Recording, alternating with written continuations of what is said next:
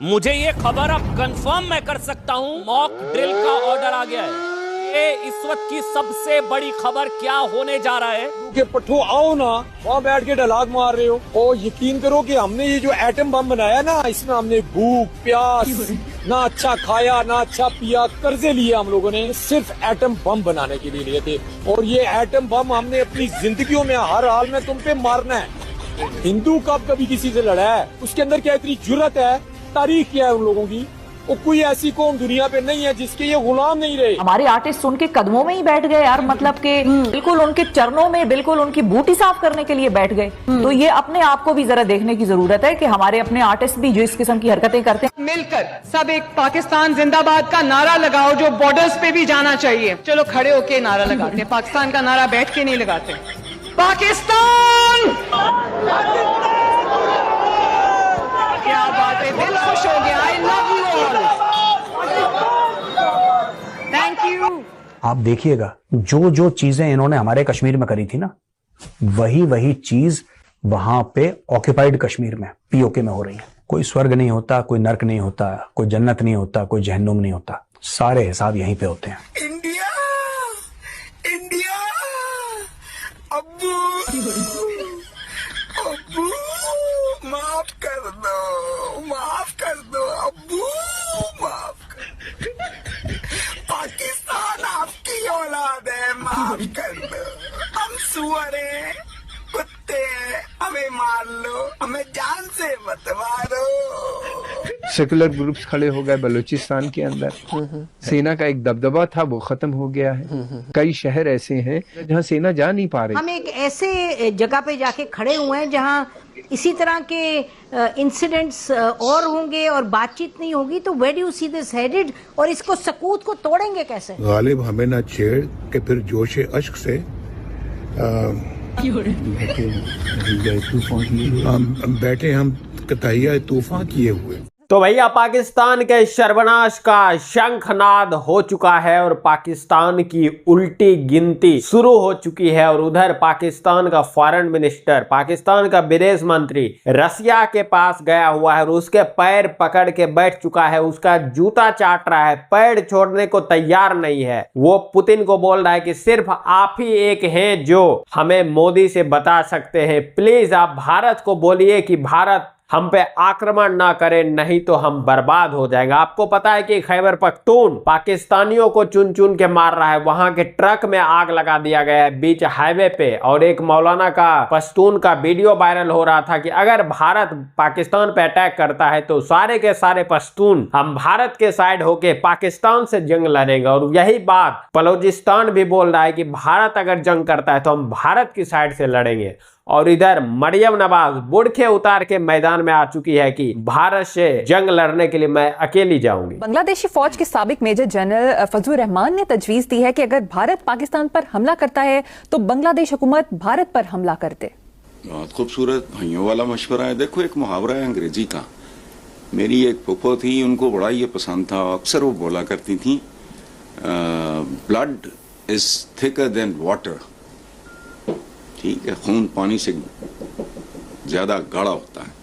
सो हसीना वाजिद की भारत नवाज चमचागिर हुकूमत खत्म करके बांग्लादेश ने इंडिया पर पहले से भी बड़ा हमला कर दिया है। बुनियादी तौर पे ताल्लुक तोड़ देना है, ये इससे आगे तो कोई बात होती नहीं, अल्हम्दुलिल्लाह। और ऐसा होता है नहीं होता इसको छोड़ो, the approach is very beautiful. एक भाई की, एक मुसलमान की, एक मुसलमान के लिए एक अप्रोच है जो हमारा। देखो, हम फलस्तीनियों पे मज़ालिम के बारे में करते कराते कुछ नहीं, चूंकि कर नहीं सकते, लेकिन बोलते तो रहते हैं। तो उनका, इन जनरल साहब का, फजलुर रहमान साहब का बोलना ही बहुत बड़ी बात है। वेरी हैप्पी, हम तो शुक्रिया अदा करते हैं उनका। प्रधानमंत्री से ऊंचा कोई है नहीं in terms of decision making for the government, और both of these gentleman have already briefed. Indian army ने ऑलरेडी पहले ब्रीफिंग कर दी है प्रधानमंत्री जी को। वहां पे ब्रीफिंग चल रही है दोस्तों, वहां पे ब्रीफिंग चल रही हैं chief of naval staff, chief of air staff प्रधानमंत्री जी को मिल रहे हैं, सीडीएस मिल रहे हैं, आर्मी चीफ, एनएसए हैं, राजनाथ सिंह जी हैं, डिफेंस मिनिस्टर, सब लोग मिल रहे हैं।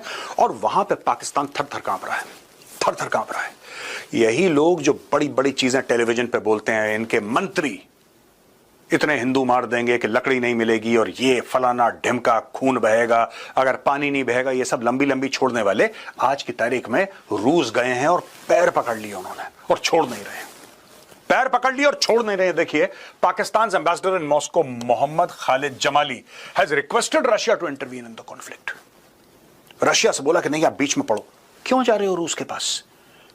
पाकिस्तानियों क्यों जा रहे हो? तुम तो मोमिन हो, तुम तो मुजाहिद हो, तुम तो गाजी हो, तुम्हें तो काफिरों को मारना है। इतना अच्छा मौका है काफिरों को मारने का। 100-125 करोड़ काफिर हैं भाई यहां पे। इससे ज्यादा तुम लोगों की लॉटरी का भी खुल सकती है। गजवाए हिंद करने का मौका है। जब गजवाए हिंद करने का मौका आया तुम रूसियों के पैर पड़ गए यार। ये मुझे कॉन्सेप्ट समझ में नहीं आया है। एक गोल्डन अपॉर्चुनिटी है काफिरों का गला काटने की, गोल्डन अपॉर्चुनिटी है। क्या हुआ तुम्हें? क्यों मुलायम पड़ गए, क्यों हल्के पड़ गए पाकिस्तानियों? तुम तो लाल किले पे सब्ज परचम लहराएंगे इंशाअल्लाह। क्या हुआ? वहां पे जाके लेवरोव के पैर पड़ गए, पुतिन के पैर पड़ गए। क्या मालिक बचाओ, मोदी के सर पे खून सवार है, कुछ करो, बचाओ। ये देखो, Jamali said Russia had historical role in mediating past India-Pakistan conflicts such as the Tashkent Declaration. Oh, Tashkent की याद आ गई.